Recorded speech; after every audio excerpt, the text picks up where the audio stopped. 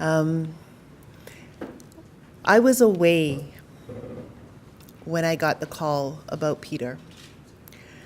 And for those of you who know the relationships that we develop in CUPE, Peter was very, very, very close to me. Peter was close to me not just because of his CUPE affiliation. I worked at Caribana. My mother was on the board of Caribana and later became the president of Caribana. And Peter was one of the few Trinidadians on that board that supported her because she wasn't from Trinidad. And we developed a relationship at that point.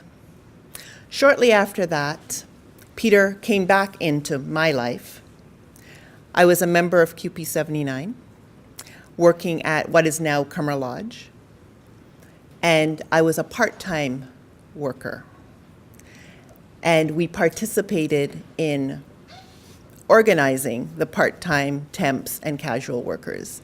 And Peter was giving me lots of advice, under the table, but lots of advice. And we eventually organized the casual, part-time, and temp.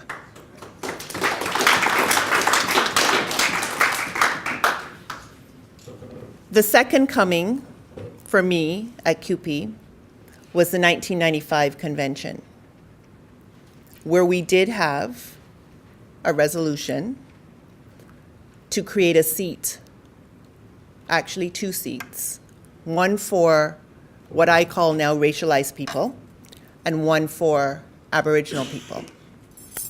That resolution did not pass, and it came back at the 1997 convention. That 1997 convention was just as contentious, if not more so, than 1995. And Ken tells the story. The resolution went to the floor. There was no quorum.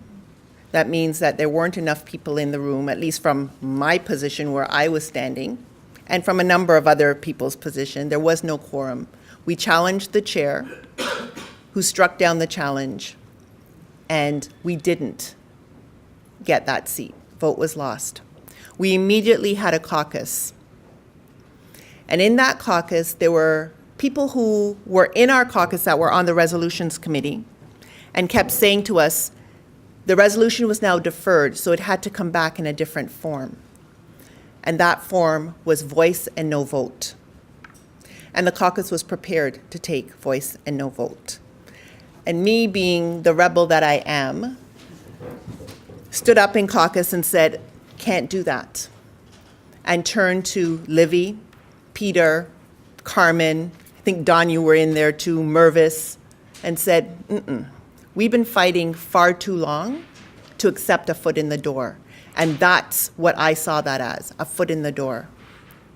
And I remember Peter coming to me and saying, you fight, sister, while others were saying, no, you need to stay quiet. And they voted in the caucus, and they voted to accept voice and no vote. I stood up in that caucus and said, sorry, can't accept it, apologize, but I was going against the caucus. And the following morning, at 7:30 that morning, I was on that convention floor in line. For those of you who know convention, if you finish at microphone 8, you're supposed to start at microphone 1. Well, it did not happen that way. I stood at microphone 1. I think there were 2 speakers before me, and I went to the microphone, stepped up to the microphone and said to the sister who was in the chair, whom I love dearly, we started at microphone 8, you've taken 2 pro speakers, I'm at a con mic. And I spoke to why we couldn't accept a foot in the door. And slowly, people came over from the pro mic to the con mic. They voted it down, which was a loss. Some people really wanted that foot in the door. And we walked out of convention. We walked out of that convention hall, went straight into caucus and talked about why. And I remember Peter being very, very vocal as to why we couldn't accept voice and no vote. He then said to me, you know, sister, we're going to organize. We're going to organize again, and we're going to get it. And we did. We organized with the help of the National Union, And the following convention in 1999, we got voice and vote.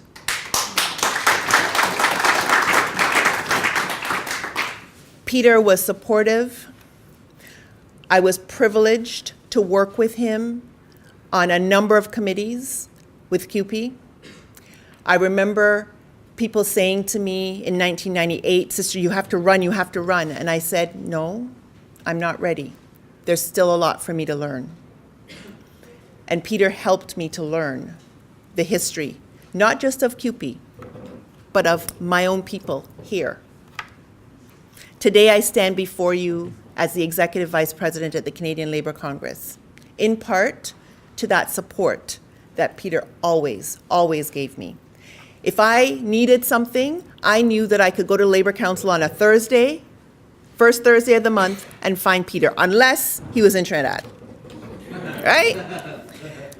So when I found out, this is going back a number of years, that Peter was not well, I remember going to Labour Council and cussing him. Why didn't call somebody? Why didn't say he had ended up in the hospital? Why didn't you call someone? Why didn't you tell us that something was going on? We would have been there to assist. Okay, sister, you know, next time. But that's what he taught us. He taught us that we needed to be there for each other.